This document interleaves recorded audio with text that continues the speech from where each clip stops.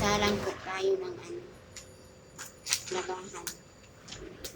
Ilagay na ang ano sa kwarto. Magsalang tayo. Nakapantulog na si Lola.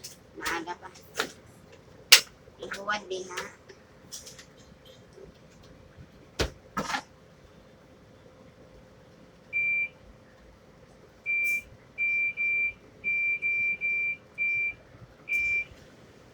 Ito lang balikan. Mabalikan natin. Kasi marami akong tupiin. Ayan o. Magtutupi ako ng damit namin. Ayan, mamaya nilinisin ko yan o. Mga basura. Agoy! Nahugog man ang kugtong. Agay. Guys. Magtutupi ako. Pagkakita ni Lola din. Kita naman yun. Pinabuhi ni Lola. Magtupi tayo ng damit. Magsalang ng labahan tapos magtupi. Sumangil sa Kuya Restilid. Ayan yung mga tupiin ko. Ayan. Mga ano lang yan. Mga tinanggal dun sa nakahanga. Mga damit lang namin to mga guys. Damit namin ng anak ko. Itutupi ko siya nilang kusina as usual yung lugar namin. Kasi maliit yung kwarto. Alam mo yung libre. Salamat lang kami sa libre. For almost 8 years na libre.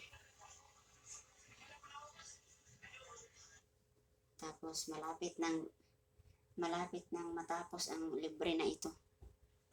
Okay lang din. Hindi na tayo mag-aalala. Isipin lang natin na maggawa natin ang paraan lahat ng mga bagay. Kahit mahihirapan tayo, lalaban ng lalaban. Kahit walang kalaban. Malapit nang mag-8. Anong oras na ba? 7? 7:36. So, pag 8, maglilinis ako dyan 8 to 8:30. Ngayon, wala pa. Hindi pa sila umalis. Magtupi ako at maghugas. Ganun. Magandang gabi po sa inyong lahat. Kumusta po kayo?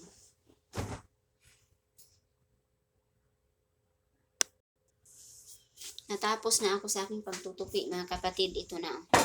Ipasok na sa kwarto. Walang ano-ano na pagtutupi.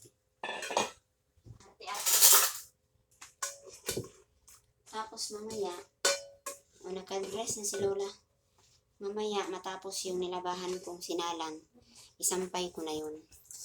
Tapos habang wala pa, yun may hugasan.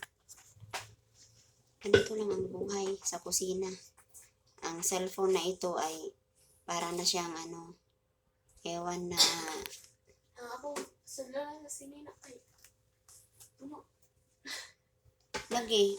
Akala mo yung damit mo konti lang, yun pala marami na. Tingnan mo nga naman, kukunti pa man, wala pang matitinong halos yung damit na naimpake dyan. Kaya mga damit na yung mga gamit. Basta kan kung sinina, punta sa pants na ko. Yun na lang mga kapatid. Muna kami. Ayan ang isa Naka-dress na si Lola kaya aram sa hindi matulog. Good night sa inyong lahat. Kahit maaga pa, good night na. Ayan pala yung kusina namin. Hawan-hawan na konti. Konti pa ha. Pero wala na yung mga abubot na malala talaga. Cellphone na lang yan. Yung gatas, asin, itlog, yan. Hindi na katulad